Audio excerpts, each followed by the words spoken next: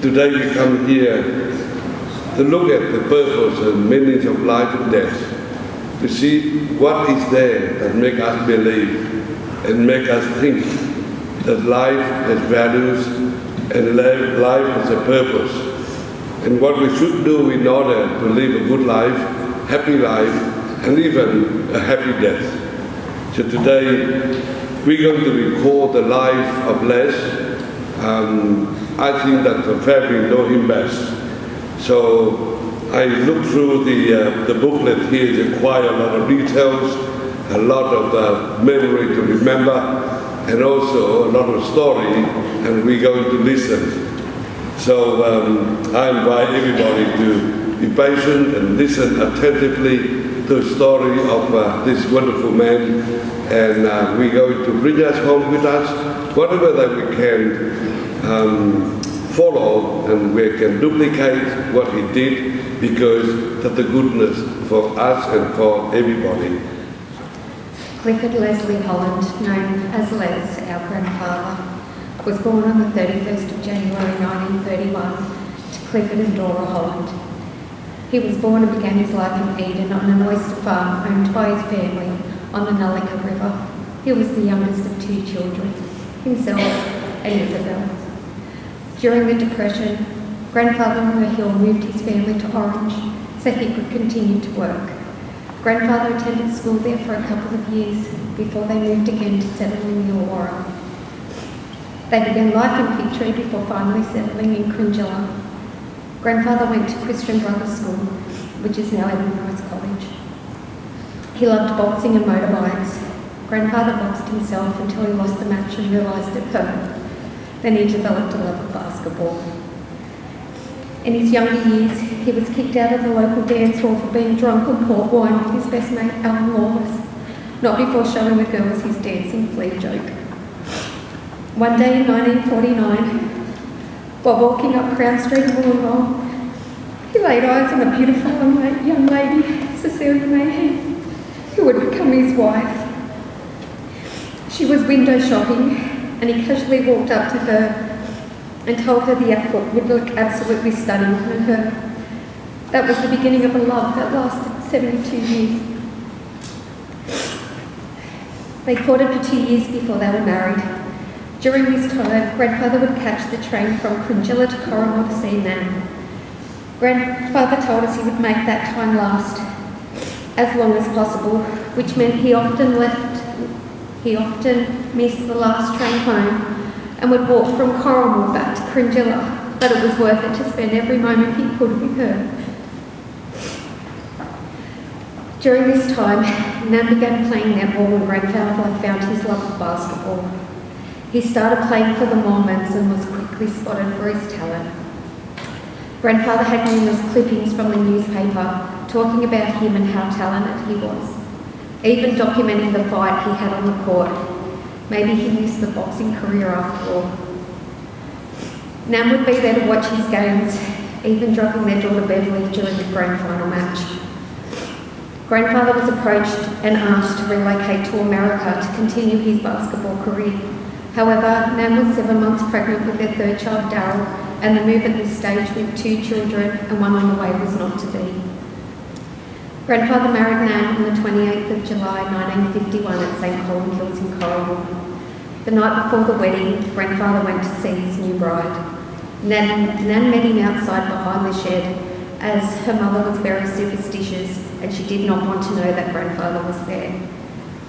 Grandfather tried to put the hard word on Nan, and she threw the engagement ring back at him and tried to call off the wedding.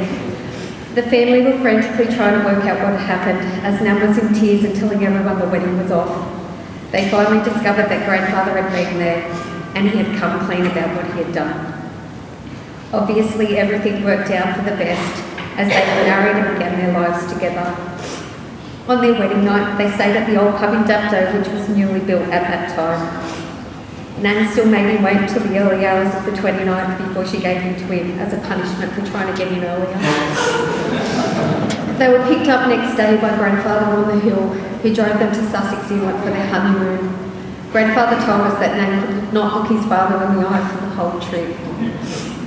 In 1953, they welcomed their first child, Dennis, who was quickly followed in 1955 by their only daughter, Beverly. For 7 years, they were a family of 4 before they welcomed their second son, Darryl, in 1962, and 18 months later, Terry was born. During these years, grandfather worked in numerous jobs, including as supervisor at the Inner Harbour Port Kembla on the No. 2 jetty and crane driver at the steelworks, following the career path of his dad. Later in life, his 3 boys would follow in his footsteps, with all of them working in the steelworks. In 1977, they decided to become sole traders, partnering with Uncle Dennis and Auntie Lynn, purchasing 2 shops in Barul and Bulli. They continued to manage these for 2 years before Nan became sick, and grandfather returned to the powerhouse until he retired in 1980. They relocated to Narrawali for 2 years before they moved to Dapto to be closer to their family, where they remained for the rest of their lives. During this time, he became the proud grandfather to Denise, Danielle, Adam and Rachel. Following his retirement, Scott, Brett, Taylor, Sarah, Madison, Bailey and Riley were born. In 1995, he became a great-grandfather when Dane was born. The number continued to grow with the births of Jordan, Jessica, Tyson, Tegan, Kayla, Madison, Ryan, Tyler, Tora, Alicia, Brianna and baby Ella. He was also a very proud great-great-grandfather to Jackson Aiden. In all, he was unconditionally loved by his 11 grandchildren, 13 great-grandchildren and 2 great-great-grandchildren. In 2014, grandfather and Nan suffered their worst fear when they faced the loss of their firstborn son, Uncle Dennis, to cancer. Grandfather found it hard to comprehend that one of his children would possibly go before him. Once again, he was Nan's biggest strength as he supported her and the rest of the family through this difficult time. The pain he experienced from the loss of Uncle Den was unbearable. His priority was to ensure that he was always there to support Nan. He was selfless given what he was feeling. He would contain his emotions to ensure Nan and everyone around him had everything they needed from him. These roles were reversed in December 2021 when grandfather lost the love of his life when Nan passed away. He found himself in a position that he had never been in before when he needed the family to support him through the toughest time of his life. With her loss, we watched his vulnerability come through as he tried to learn to live without a Nan. He was never the same. He was a man who was instantly loved from the time you met him. He would welcome new friends like they were family with his smile and quick wit. Grandfather loved a good joke, especially the inappropriate kind, not to Nan's liking. This never deterred him from being himself and having a laugh and a joke with anyone who would listen. Grandfather was a gentle and kind man who would be there for everyone. Grandfather loved his children, grandchildren and his great-grandchildren unconditionally. This included all their partners.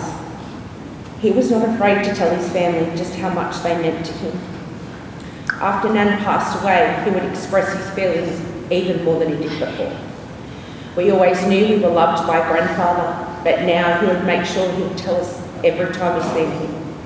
He would hug us all a little bit longer, and we saw him shed more tears than we ever had. Losing Nan had a profound effect on grandfather. You could tell losing the love of his life, he was never the same. A part of grandfather left the day Nan passed. He would always talk about how much he missed her even finding himself talking to her when he was alone in his lounge room. No amount of consoling, hugs, hand-holding or words of comfort would ever truly make him feel whole again. We knew that only being with Nan filled the hole in his heart. Although we all miss him and our lives will never be the same, we take comfort in knowing he went peacefully in his sleep. He's back with the love of his life now and having a whiskey with Uncle Dad.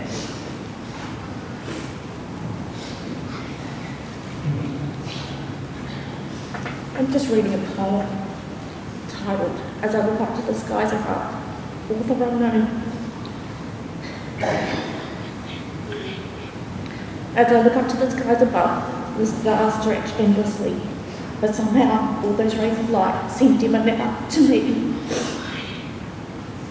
As I watch the morning sun appear, the shadows stood and flattened, as if the brightest light of all was somehow swept away. Though I see the branches swaying and watch their dancing leaves, the echoes carried on the wind don't sound the same to me. As I listen to the morning birds sing softly from afar, it seems to be the mournful tune that echoes in our hearts. Another day has come again, as time moves surely on, but nothing now seems quite the same to know that he is gone. The days and weeks and months ahead will never be the same, because a treasure beyond words can never be replaced. The loss cannot be measured now, the void cannot be filled, and though someday the grief may fade, his mark will live on still. For even with our heavy heart, I know we've all been blessed to have known one whose life he touched with warmth so infinite.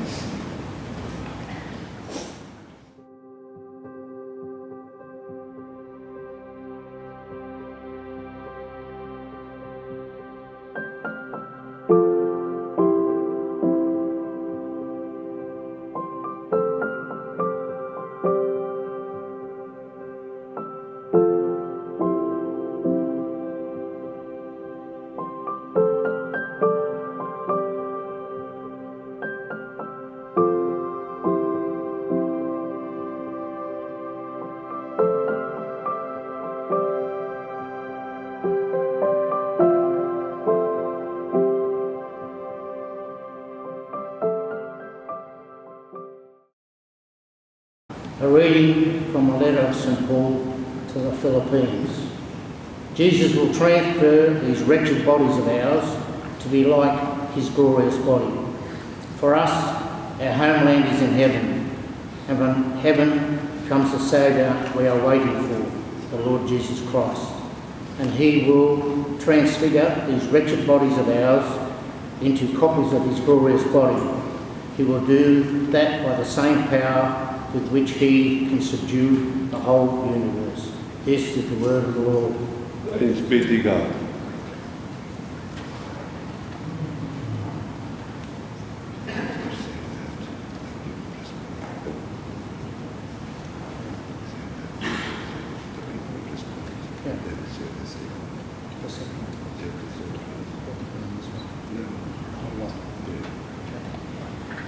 The responsorial psalm. The Lord is my shepherd, there is nothing I shall want. The Lord is my shepherd, there is nothing I shall want. The Lord is my shepherd, there is nothing I shall want. Fresh and green are the pastures, where he gives me repose. Near restful waters he leads me, to revive my drooping spirit. The Lord is my shepherd, there is nothing I shall want. He guides me along the right path, he is true to his name. If I should walk in the valley of darkness, no evil would I fear. You are there from your crook and your staff. With these you give me comfort. The Lord is my shepherd, there is nothing I shall want. You have prepared a banquet for me in the sight of my foes. My head you have anointed with oil, my cup is running over. The Lord is my shepherd, there is nothing I shall want. Surely goodness and kindness shall follow me all the days of my life. In the Lord's own house shall I dwell forever and ever. The Lord is my shepherd, there is nothing I shall want.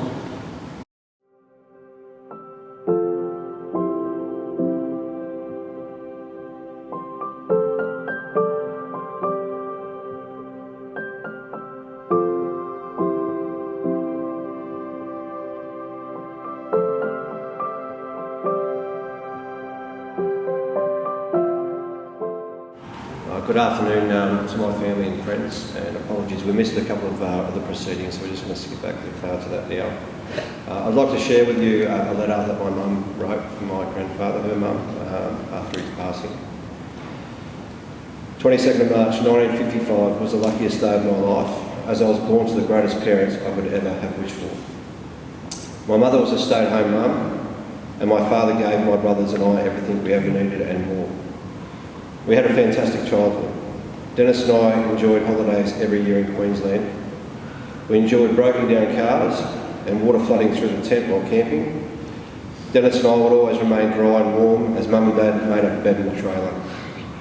Mum and Dad would get no sleep as their bed was never dry. 7 years later, Mum had Darryl, and 18 months later, Terry came along, which resulted in lots of babysitting. We were in for some hard times from this point. Mum suffered a stroke when Terry was 7 months old. My decision to choose a career in nursing was initiated at this point. Dad was left with 4 kids and didn't have much help, but we got through. This was due to the determination and love he had for Mum and us kids. I remember us kids' birthdays. When he worked and we would be at school, he would always come home with a chocolate. Even if we were asleep, he would wake us up. He would make sure we had that chocolate on our birthday. It was one of my fondest memories, as we never had a whole chocolate to ourselves. Christmas, Dad and Mum gave us everything we asked for, even though it took them a whole year to pay it off for 4 kids. One wage never quite cuts it. My father loved my mother and us children more than anything else. I remember always feeling safe when he was around. I was frightened of the dark when he worked night shift. I would sleep with Mum, although I had to share alternate nights with Dennis. He was not only my dad, but my protector. No matter the situation, if I met him, he was always there for me. In saying that, he never interfered with my personal circumstances. I loved Dad more than life itself. I had the opportunity to live my close life, my life close to them even after I got married. My kids grew up with them, and my parents loved their grandchildren as much as they loved us kids. They built their house above my house, and lived there until my brother Dennis passed away in 2014. The loss of my brother was something they never got over. Mum lost a lot of her motivation, and I could see so many of my parents drastically change. It was at this point that I realised it was time for me to step up. With the encouragement of Derek and agreement of Mum and Dad, we decided it was best that they moved in with us. The reason I decided to be a nurse so many years ago was quality for me. To care for my beautiful mum, and then I loved most my dad.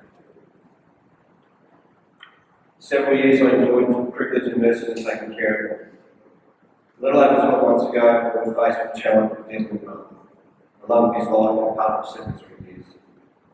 She came home under palliative care. As a family, we sat with her for 7 days. Dad never left her alone. We had to literally drag him away from her so he could get some rest. He watched my mummy die. I knew his spark had truly been. I tried to be positive. I knew he deserved every single day. I tried to make his life happy and fulfilling as much as possible when Mum passed, which I thought I would achieve, but I never could compare with my mum. I loved him with all my heart, and I know I tried, but I could never replace her. He never told me that. Dad said to my friend Deb, she's in denial, alluding to his situation. I had my nurse's hat on as I did, and I was looking at results and diagnostically looking at what was going to happen to him. Completely ignoring my dad and what he was going through, I was trying everything possible to keep him here with me instead of accepting what he wanted. I'm sorry, Dad, in my bumbling way, trying to keep you alive, I lost the last opportunity to just be your daughter, and I feel I'll regret that for the rest of my life. My darling Daddy, people keep telling me I did an amazing job caring for you and Mum, but no one realises I was the lucky one. I had the honour of being with you both for all of my life and for the rest of your lives. But you both left me too soon. I wasn't ready. Rest peacefully together with Dennis, and I know one day I will be reunited with you all again. In the meantime, I'll think of you every minute of every day. I lost my hero, my daddy. My children have lost their inspiration, their grandfather. Thank you for loving us unconditionally.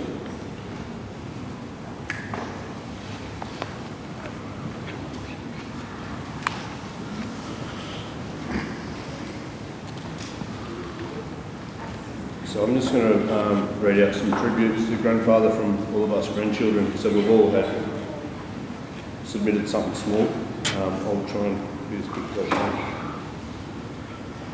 When I was born, you laid me on your arm.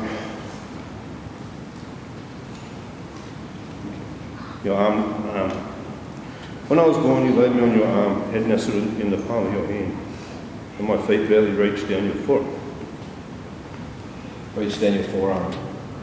You said I was so petite, and you were delighted to hold your firstborn grandchild and become our grandfather. There was something unique about your grandfather, composed of a blend of pure love and a touch of discipline. You were a perfect example of a brave and selfless man who lived a long and fulfilled life for your children and we, your grandchildren. We love you so much and take comfort you are with Nad. Keep resting in eternal glory, loved dear. Grandfather was one of the most important men in my life. Paul, Alicia and I made every moment count and always made time for him. I will miss your jokes, our banter, our New Year's Eve drinks, and the wonderful man you were. No one will ever compare to you, and will always love you. I was lucky to have 47 years with you, and I will cherish every moment we had. Love, Cats. Grandfather agreed to coach my basketball team when I was 11. He promised just one season and managed to take a group of girls who lost every game the season before to become undefeated premiers. The smile on his face is one I'll never forget. From that day on, he was at every game as a spectator sitting there with that big smile, proud as punch. You were always my biggest teacher, my fiercest protector and my true hero. Love, Rach. I was blessed to have you as my grandfather. You are the pinnacle of what a man should be, an inspiration and a figure I will strive to be. The memories I have of you, I will treasure for the rest of my life and share with my two girls and their children. I took guidance from your wisdom and wanted to make you proud in everything I did and continue to do. I'm grateful knowing I'm here because of you. One day I hope to be a grandfather just like you. Goodbye, grandfather. I love you. That's from me. I always had love for Party. Now he's with Nan, and they are both looking down on me, keeping me safe. They will always love me and be proud of me. Love, Taylor. To everyone else, he was grandfather, but to me he was Party. A kind and honest man. My fondest memories of him making milkshakes and his sense of humour, telling dirty jokes.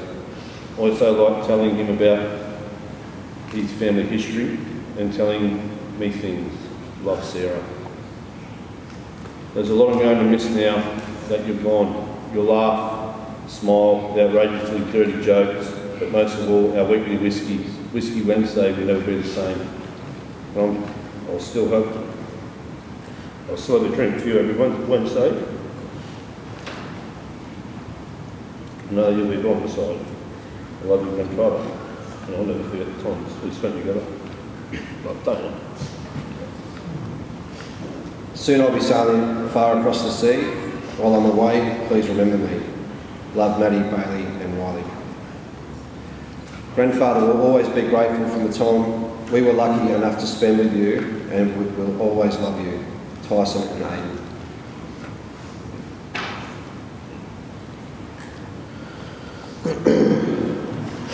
Grandfather was the biggest father figure I had. He knew when to crack a joke, even if it ended up in him being in trouble from Nan. I'll miss calling him good looking and watching him laugh. There are so many memories I could tell about you, but no words will sum up 23 years of grandfather.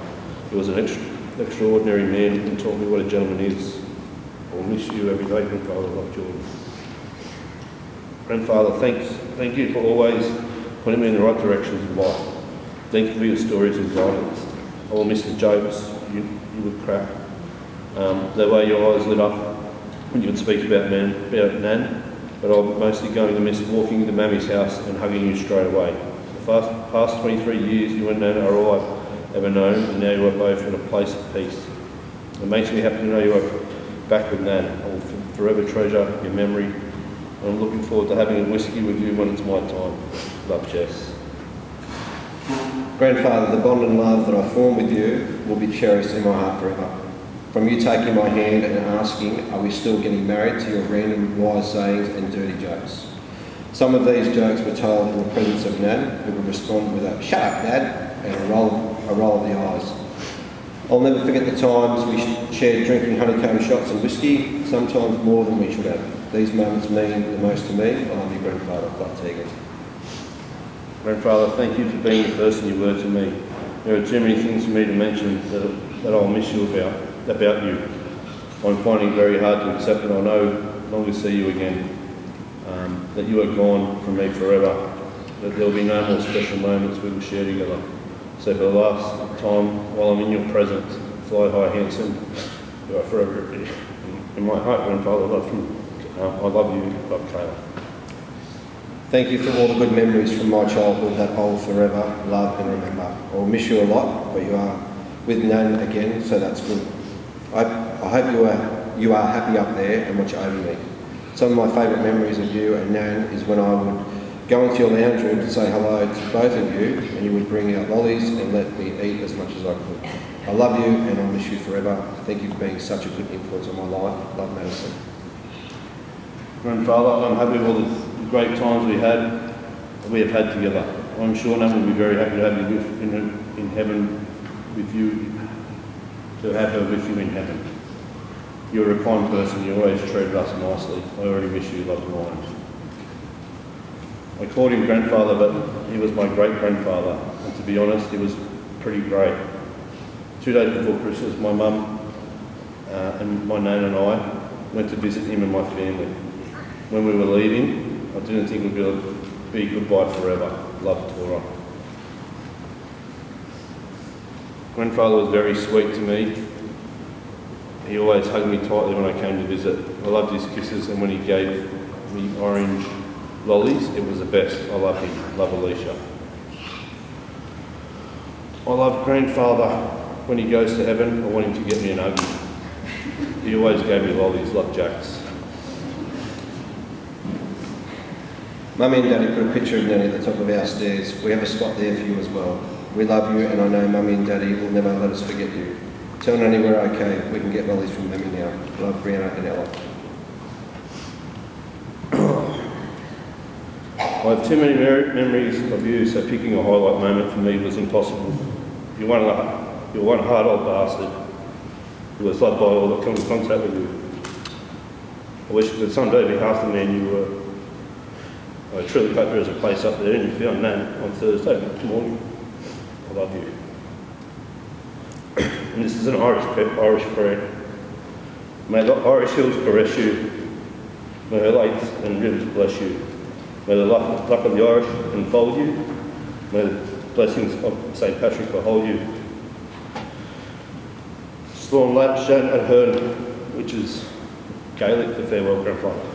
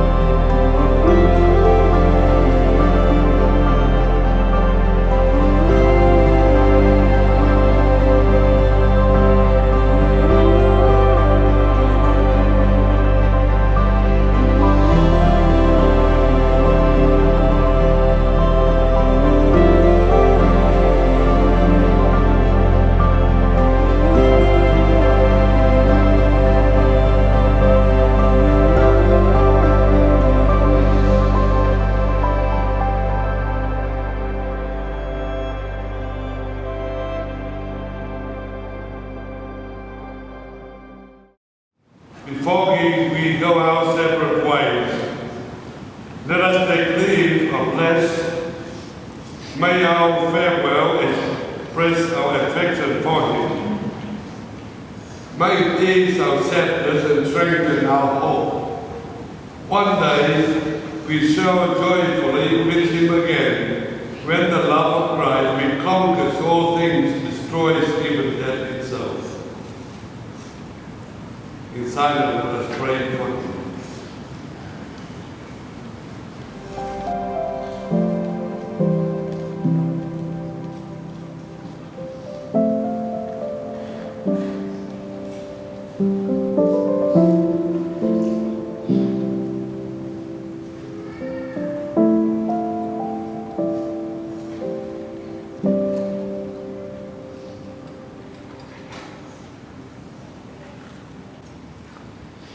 Saints of God, come to his aid, hasten to meet him, angels of the Lord, receive his soul and present him to God the Most High. May Christ, who called you less, take you to himself. May angels lead you to Abraham's side. Receive his soul and present him to God the Most High. Eternal rest grant unto him, O Lord, and let perpetual light shine upon him. Receive his soul and present him to God the Most High. To you, O Lord, we commend the souls of Les, your servant. In the sight of this world, he is now dead. In your sight, may he live forever. Forgive whatever sins he committed through human weakness, and in your goodness, grant him everlasting peace. We ask this through Christ our Lord. Amen. Now in peace, let us take Les to his place of rest.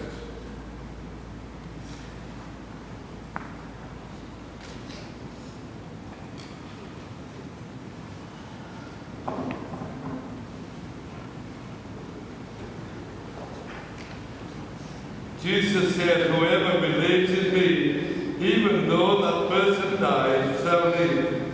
I am the resurrection and the life. Whoever lives and believes in me shall never die.